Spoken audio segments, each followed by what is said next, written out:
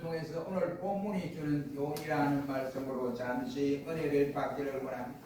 오늘 이 내용의 가운데는 그의 아버지 요문왕과 어머니 요게벳에 의해서 모세가 이 땅에 태어났습니다. 그 당시에 모세를 기를 수 있는 이 상황은 그다지 좋지 않는 상황이었습니다. 바로의 밑에서, 애굽의 밑에서 이스라엘 백성들이 포로로 끌려가서 살아야 하는 이와 같은 어려운 시점에서 그 이스라엘 백성들에게 자녀를 갖지 못하도록 바로 왕이 엄청난 고역 노동을 이와 같이 시키도록 하고, 저들이 이와 같이 노동하는 일에 엄청난 어려움을 겪고 있습니다. 고되고 고된 가운데 이스라엘 백성들의 자녀들은 이와 같이 탄생하기를 셀 수 없이 많이 출산을 하는데, 그런데 애굽의 사람들의 출산율은 점점 낮아지고 있는 이 형편에 있었습니다. 그때 바로왕이 가만히 생각하니까 저 이스라엘 백성들 히브리인들이 그렇게 고역을 해도 자녀들을 생산하는데 이와 같이 너무 많이 생산하니까 앞으로 저 자녀들이 많아지면 애굽 우리나라가 저들에게 뺏길 것이 아니냐 하고 이런 두려운 감에 들었습니다. 그래서 바로는 명령하기를 히브리인들 중에 여자를 낳으면 가만히 두고 남자아이를 놓으면 나일강에 빠뜨려 죽이든지 아니면 저들을 다 죽여라 하고 히브리 산파들에게 명령을 내리게 이르렀습니다. 이때에 여기에 그의 아버지 아므람이나 어머니 요게벳은 이 모세를 석 달 동안 기르는데 더 이상 기를 수 없는 안타까움에 놓여져 있었습니다. 그런데 바로의 명령대로 어린 것을 나일강에 빠뜨려 죽일 수는 없었다는 것입니다. 그 이유는 하나님이 이 아이를 허락하여 준 하나님의 선물이요 다른 하나는 저들이 기도하여 얻은 아들이기 때문에 그렇고, 그 아들이 낳아놓으니까 그 아들이 얼마나 얼굴이 아름답고 이와 같이 모든 일에 준수함으로 보여졌기 때문에 그렇습니다. 그래서 석 달 동안 숨겨 길렀으나 더 이상 부모로서 이 아이를 기를 수 없어 갈대 상자를 만들어서 나일강에 떼어 보내기도 했습니다. 그때 마침 하나님께서 모세를 죽이지 아니하고 모세를 살리기 위해서 바로의 궁에 있는 바로의 딸을 보내어서 목욕하도록 나일강에 보내었고, 그 사실을 본 바로의 딸이 그 상자를 꺼내보니 어린 아기가 울고 있었습니다.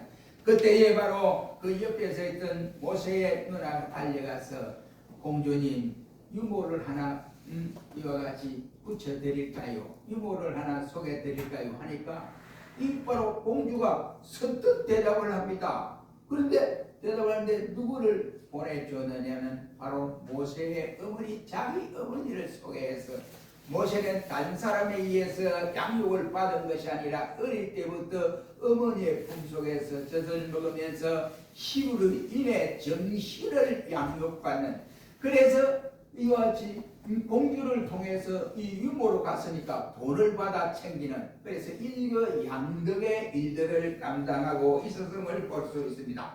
사랑하는 성도 여러분, 이 사실은 있을 수 없는 사실이거든요. 우리가 상상만 해도 도저히 있을 수 없는 이야기 속에 나오는 동화와 같은 사실들입니다. 그러나 이 사실들이 실제로 거행되어졌다는 사실입니다. 이것이 바로 기적이 아니고 무엇이겠느냐 이란 말입니다. 이 일은 아브라함과 요게벳의 믿음으로 되어지는 사건임을 볼 수가 있습니다. 하나님께서 그들의 신앙을 보시고 기적 같은 일을 이와 같이 내신 것을 볼 수가 있습니다. 하나님의 기적의 역사는 창세기 18장 14절 말씀에도 보면 여호와께서 능치 못함이 없으시리라고 말씀을 했고, 그리고 또한 에레미야 32장 17절 말씀에도 보면 주께서는 능치 못한 일이 없으시니라 라고 말씀하시고, 그 외에도 우리 성경에는 하나님은 능하십니다 라고 말씀하는 내용들이 수다에 있음을 볼 수 있습니다. 주님께서 능치 못한 일이 없으신데 이 모세를 생모의 품에서 자라도록 애굽의 바로 궁으로 불러들이는 놀라운 역사를 보게 됩니다. 모세는 이때에 궁으로 옮겨가서 그때에 서너 살밖에 되지 않았던 시절이었습니다. 그래서 모세는 그때부터 어머니 곁에서 궁중에서 어머니의 젖을 먹으면서 히브리인의 사상, 히브리인의 모든 민족성을 강하게 교육을 받으면서 자라서 애굽에 있는 모든 학문을 통달했더라고 성경은 말씀을 하고 있습니다. 오늘 본문 말씀에서 이러한 모세가 이제 40이 되면서 이스라엘 백성 히브리인을 자기가 어떻게 보호해야 될 것인가 하는 이 마음을 가지게 되었습니다. 그래서 저들의 노역장에 들어갔던 사건에서 일어나는 일들을 우리는 이 시간에 바라볼 수 있습니다. 오늘 이 본문의 말씀을 통해서 우리는 세 가지를 교훈받을 수가 있는데요. 그 첫째는 11절 말씀에서 모세의 관심이 어디에 있었던가 하는 것을 볼 수가 있습니다. 11절에 모세가 장성한 후에 한 번은 자기 형제들에게 나가서 그 고역함을 보더니 어떤 애굽 사람이 어떤 히브리 사람 곧 자기 형제를 치는 것을 본지라 라고 말씀을 했습니다. 사도행전 7장 24절 말씀에는 나이 40이 되면 그 형제 이스라엘 자손을 돌아볼 생각이 났다. 그래서 노역장에 들렸다라고 상세하게 기록되어 있습니다. 모세는 애굽의 공주의 아들로 입양된 후에 애굽 궁궐에서 공주의 아들로서 법적 권리를 다 누리면서 행복한 나날을 보내고 있는 때였습니다. 당시 그는 세계의 최강의 교육도 받았고 지위는 이와 같이 굳건했고 그의 앞날은 창창했던 모습을 볼 수 있습니다. 그럼에도 불구하고 모세의 한쪽 마음속에는 그의 관심은 그러한 것에 먹고 자고 편안히 놀고 왕자로서 지내는 이것이 아니라 자기 백성, 자기 히브리인들이 지금 어떠한 고통을 당하고 있는가 그것을 보기를 원하였다. 그래서 그것을 보고 내가 여기에 일어난 저들을 어떻게 도와줄 것인가 하는 이 관심을 가지게 되었다 해서 모세의 관심은 왕궁의 영광에 있는 것이 아니라 히브리 노예들의 그 동족들을 향하고 있었다는 사실입니다.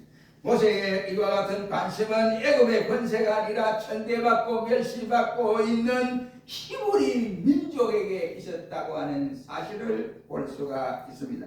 그는 도저히 자기는 편안하게 먹고 자고 쉬면서 공부도 하고 학업을 이루어지 연마하고 이렇게 있지만은 자기의 속 내면 속에는 그것이 편안한 것이 아니고 그것이 자기가 원하는 것도 아닙니다. 내 민족이 편안했으면 좋겠다. 하루 종일 이 민족이 편하게 우리 고국으로 돌아가서 지냈으면 좋겠다는 것이 많이 느껴졌습니다. 그래서 그는 노예 생활을 하고 있는 민족들을 외면할 수가 없었다고 하는 것이 어머니 요게벳을 통해서 계속 너는 애굽인이 아니다. 너는 공주의 아들이 아니다. 너의 바로 하나님이 너의 백성이고 너는 히브리인이다. 그러므로 지금은 히브리인들이 노역을 하고 이와 같이 억압을 받고 있지만은 이는 히브리인이니까 히브리인으로 살아라 하고 교육을 시켰던 것입니다. 모세는 그 엄마의 품에서 살았지만은 서름받는 자기 백성들의 노역을 그는 알고 있었습니다. 자기 자신이 선민이라고 하는 사실을 어머니를 통해서 깨닫게 되었습니다. 그는 조상은 아브라함과 이삭과 야곱이며 하나님은 그들에게 가나안 땅을 허락하여 주시겠다고 하는 약속까지 어머니를 통해서 세세히 이와 같이 배워나가고 있었던 것입니다. 그는 번영과 축복을 누리라는 이 언약의 백성, 그 백성을 배척해버릴 마음이 없었습니다. 그래서 그는 어느 날 공주의 아들로서 노역장에 갔다 보니까 히브리인과 한 애굽 감독과의 싸움이 벌어졌습니다. 물론 일을 안 한다고 채찍을 때리고 이렇게 했겠지요. 그러니까 모세가 그 장면을 바라보니까 기가 찬 거예요. 우리 민족을 저렇게 학대하는구나. 아무리 감독이지만 그럴 수 있느냐. 그래서 감독을 불러서 그만 그 자리에서 한 방에 쳐서 죽여버렸습니다. 그런데 어떻게 쳤는데 죽었어요. 죽었는데 그러니까 지금 히브리는 싸우던 히브리는 그 장면을 보고 있습니다. 그리고는 얼른 모세가 두리번 찾아보니까 사람이 보이지 않아요. 그래서 얼른 모래 속에 감춰 죽여서 무덤을 만들어 주었습니다. 이 장면을 싸우던 히브리인이 똑똑히 보았습니다. 그리고는 모세가 또 지나서 하룻밤을 지났습니다. 또 자기 백성들이 궁금했습니다. 오늘은 어떻게 고통을 겪으며 일을 할까? 그래 보니까 막 피죽도 한 그릇 못 먹은 처럼 막 쓰러지려고 하는데 또 너 입장에서는 또 막 두드리고 빼고 막 독촉을 합니다. 그러니까 하루는 그날 이튿날 가니까 웬일인지 히브리인과 히브리인이 두 사람이 또 다투고 있더라 이 말이에요. 그 어제 애굽인과 다툰 사람과 다른 히브리인이 서로 다투는 상황을 보았습니다. 그때 모세는 사도행전 7장 말씀에 보면 저들을 화해시키기 위해서 갔다 했습니다. 너희들은 같은 민족이 아니냐, 같은 히브리인이 아니냐, 왜 그렇게 싸우느냐, 싸우지 말고 화해해라, 이렇게 이야기를 했습니다. 그런데 느닷없이 어제 싸움을 했던 그 사람이 하는 말이, 우리가 너에게 재판장으로 세웠느냐, 네가 우리의 관원장으로 세웠느냐, 또 와서 이와 같이 우리 싸우는 우리에게 이렇게 하다가 어제 애굽인을 쳐 죽인 것처럼 오늘은 나를 쳐 죽일 것이냐 라고 말을 했습니다. 그때 모세는 생각하기를, 아하, 일이 탈로 났구나, 이제 내가 더 이상 애굽궁에 있을 수 없구나 라고 생각을 하게 되었습니다. 여기에 모세의 관심이 어디에 있느냐 하는 것입니다. 여러분 보십시오. 그렇다고 한다면 여러분의 이같이 세상을 살아가는 가운데에서 여러분의 관심은 어디에 두고 있느냐 하는 사실을 우리에게 깨닫게 하는 내용이라고 할 수 있습니다. 모세는 무거운 짐을 지고 학대받는 동족의 고난의 현장을 찾아갔을 때 보지 못할 일들을 보게 되었습니다. 그래서 학대받는 형제들의 고통당함을 도저히 감당할 수가 없었는데, 그날도 같은 민족끼리 싸우는 것을 보고 안타깝게 생각하고 중재 역할을 하기 위해서 갔는데 일이 이렇게 한로가 나버리고 말았습니다. 모세는 더 이상 거기에 애굽 땅에서 애굽궁에서 머물 수 없는 지경에 이르게 되었습니다. 그래서 모세는 그것을 떠나야 하는 이와 같은 상황에 놓여 있습니다. 사랑하는 성도 여러분, 우리가 참 믿음이 없으면, 믿음의 산 믿음을 가지고 있지 아니하면 어려운 난관이 딱 부딪혔을 때 자기의 힘으로, 자기의 경험으로 주위 환경을 통해서 그 문제를 해결하려고 발버둥을 치게 됩니다. 그러나 어려운 일이 있을 때 우리는 믿음으로 살아 하나님을 바라보고 그 믿음으로 해결하는 이것이 바로 산 믿음이라고 말을 할 수가 있습니다. 여러분의 소속이 어디냐 하는 것입니다. 여러분의 관심이 어디에 있습니까? 관심을 보면 그 사람의 소속을 알 수가 있게 됩니다. 그 소속이 분명하면 그 관심도 분명하게 되어져 있습니다. 그래서 예수님은 너희는 먼저 이 세상에 살아가지만 너희는 먼저 그의 나라와 그의 의를 구하면서 살아라, 이렇게 말씀을 한 것은 세상 중심으로 살지 말고 나를 향하여 나의 소속감으로 관심을 가지고 살아가라, 이러한 내용의 말씀입니다. 사랑하는 성도 여러분, 우리의 소속감이 달라요. 우리의 관심이 어디냐 하는 것이 분명히 되지라는 교훈입니다. 두 번째로 11절로 12절 말씀해 보면 모세의 실수와 그의 죄에 대해서 말씀해 주고 있습니다. 그것이 바로 11절과 12절 말씀에 나타난 말씀이고, 사도행전 7장 24절 말씀에는 한 사람의 원통한 일을 보고 보호하여 압제받는 자를 위하여 원수를 갚아 애국 사람을 쳐 죽이니 라고 말씀을 하고 있습니다. 모세는 동족의 노역의 현장에서 한 사람의 원통함을 당하는 것을 보았습니다.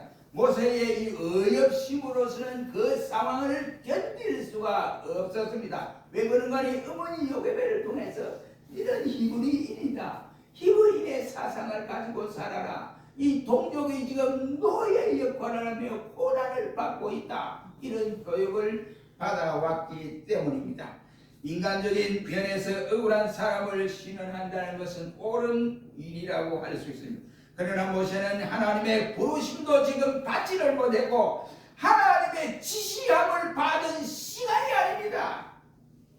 그 하나님의 지시를 받아야 하는데 모세는 그런 시간이 아닙니다. 여기서 우리는 모세의 불신앙적인 모습을 보게 됩니다. 그것은 첫째로 끓어오르는 분노를 참지 못했다고 하는 사실이고, 두 번째는 하나님은 온데간데였고 사람만 의식하고 행동했더라는 사실을 볼 수 있습니다.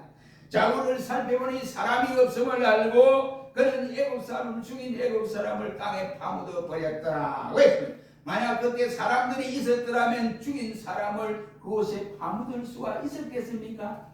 사람이 있었더라면 그러한 행동을 할 수가 없었으리라고 생각을 합니다.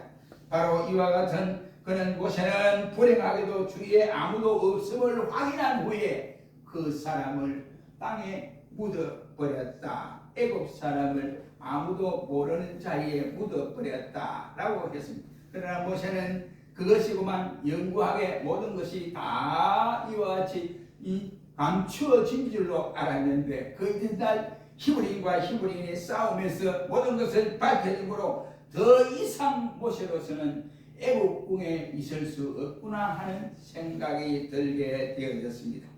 우리는 이와 같이 하나님께서는 모든 것을 하나님 앞에 맡길 때 하나님은 우리의 머리털까지도 세심바 되신다고 말씀을 하고 있습니다. 하나님 앞에 우리는 숨길라야 숨길 수가 있는 것이 아무것도 없습니다.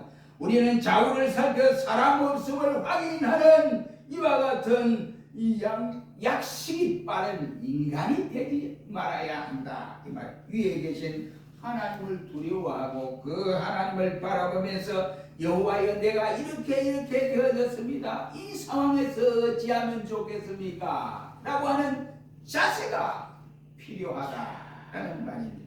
모세가 좌우를 살핀 것은 두 가지 이유라고 생각합니다. 그 첫째는 하나님의 뜻대로 행치 않았다고 하는 사실입니다. 그는 바로 하나님의 뜻대로 행하였다면 좌우로 살필 필요가 없었을 것입니다. 그는 도리어 담대하고 자신만만한 행동을 취했을 것입니다. 그가 하나님의 뜻을 헤아리지 않았기 때문에 좌우를 살피는 약삭빠른 인간이 되고 말았다고 하는 사실입니다. 죄는 이처럼 사람을 약하게 하고 사람을 불안하게 만들게 되어집니다. 둘째는 분노에 대한 공포에 대해서 칭찬에 대한 기대 때문에 그러한 것입니다. 여기 위력자의 기분을 상하지 않게 하려고 이와 같이 할 말을 못하는 경우들이 태반사임을 우리는 생활 속에서 잘 나타나 보여줍니다.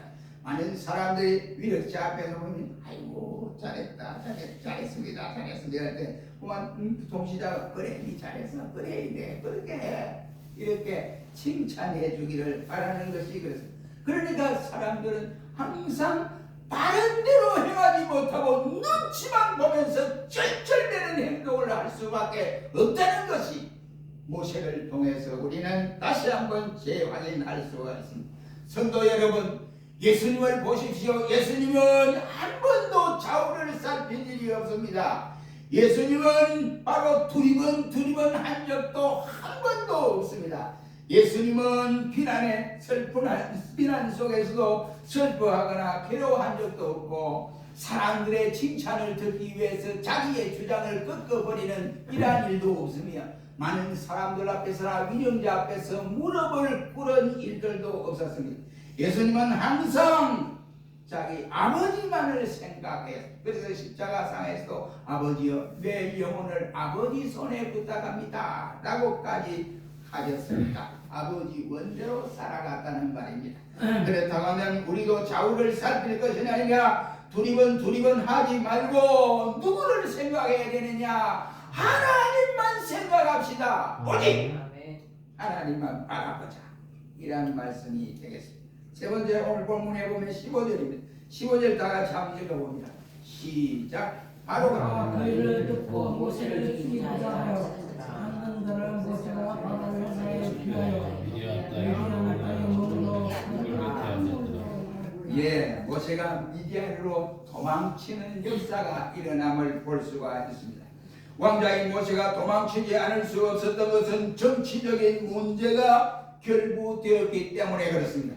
그 당시에 바로 왕은 바로 투투모세 3세가 나라를 다스리고 있었습니다. 이 투투모세 3세는 투투모세 2세와 궁녀 사이에서 태어난 아들입니다.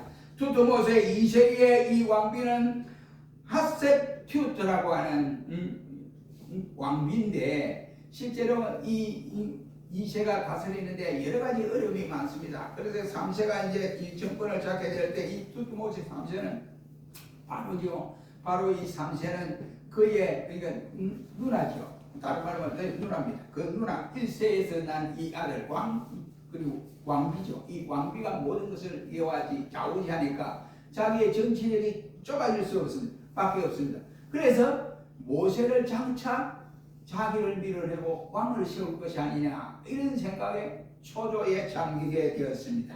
그때마다 바로 왕은 이와 같이 정치적인 면에서 이와 같이 점점 약해질 수밖에 없습니다. 그런 상황에 그의 아들 저 모세가 잘못하던 일 없느냐? 그것을 호시탐탐 노리던 차에 사람을 죽였다. 애굽 사람을 죽이고 히브리 노동자를 죽였다. 이런 소문이 들리기 시작을 했습니다. 말이라고 하는 것은 정황을 보고 실제적인 그 상황을 그대로 말을 하면 좋은데 그렇지 못한 경우들이 대단히 많습니다. 분명히 오늘 본문 말씀에 보면 애굽 사람을 죽인 것은 사실이지만 자기 노동자 히브리 사람을 죽이지는 아니했습니다. 그런데 사람의 말이라고 하는 것은 부풀어서 말을 하는 경우들이 많습니다. 그래서 이 바로가 저놈을 죽여야 되겠다. 내가 저를 없애야 되겠다. 저놈이 있으면 안 되겠다. 생각을 했던 때였습니다. 그러자 이 모세는 더 이상 바로 왕 밑에서 있을 수가 없어 미디안으로 도망을 가게 된 것입니다. 모세가 도망친 원인은 다른 곳에 있는 것이 아니라 사람을 죽인 죄 때문에 그러한 것입니다. 죄를 짓고는 이 세상에 어느 누구도 평안하게 살 수 없다고 하는 사실입니다.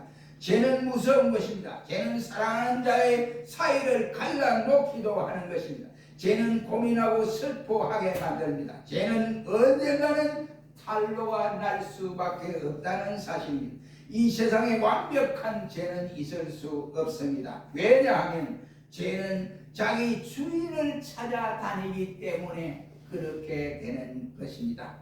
너희가 제가 정녕 너희를 찾아낼 줄을 알미라고 민수기 32장 33절의 말씀을 하고 있습니다. 혹시 이 세상에서 우리가 감추어진 죄일지라도 대심판대 앞에서 예수님 앞에서는 낱낱이 공개될 수밖에 없습니다. 그러니 우리의 주홍같이 붉고 먹장같이 검은 죄일지라도 주님 앞에 용서함을 받아야 한다는 사실입니다.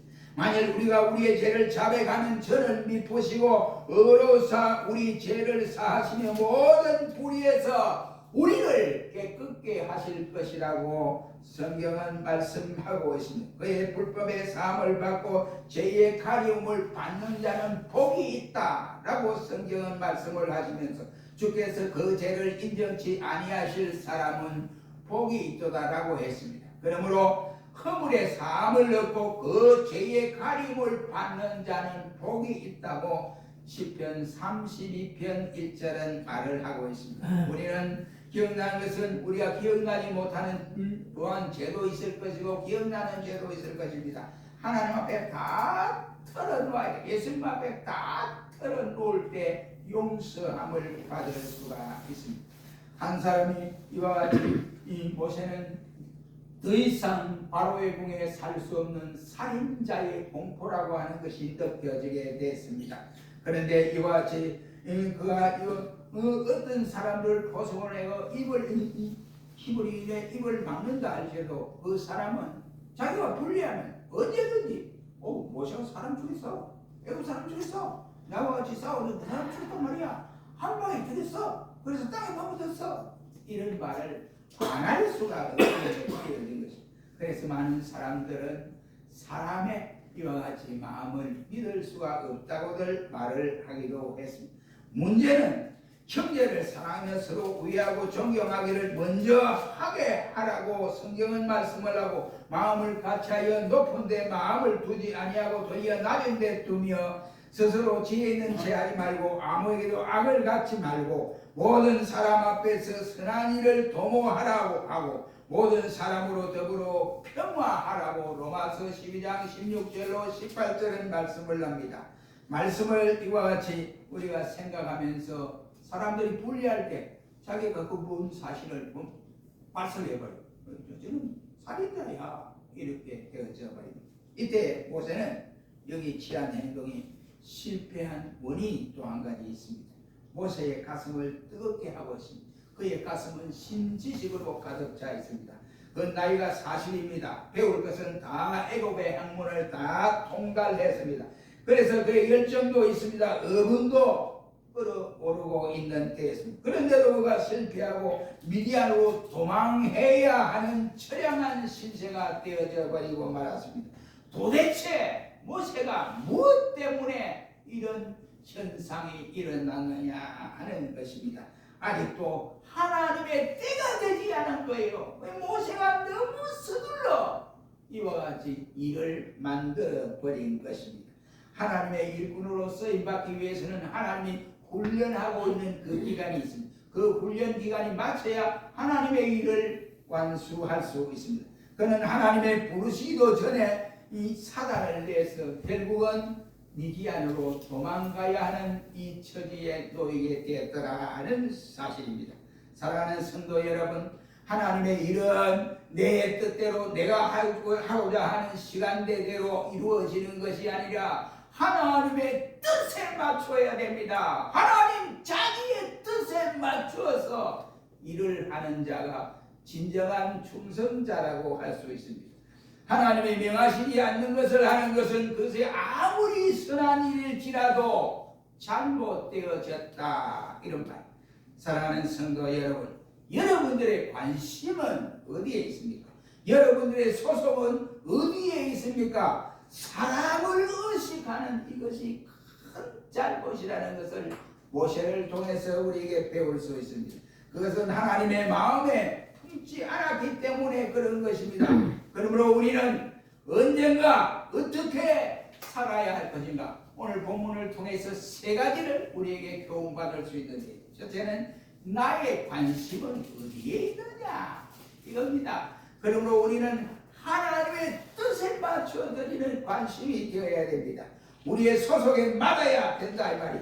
사람의 눈치만 슬슬 보고 그런 사람은 옳은 신앙생활을 감당할 수가 없습니다. 그러므로 그가 내가 관심이 어디 있느냐에 따라서 내 행동이 결정됩니다.